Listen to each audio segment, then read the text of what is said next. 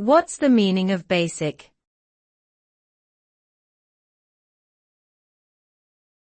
Basic.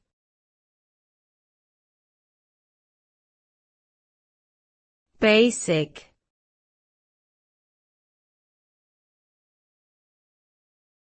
Basic.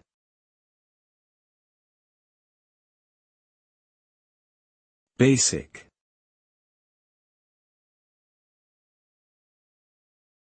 BASIC stands for Beginner's All-Purpose Symbolic Instruction Code.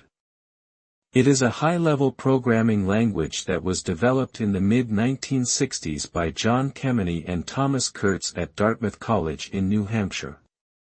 BASIC was designed to be an easy-to-learn language that could be used by beginners, hence its name.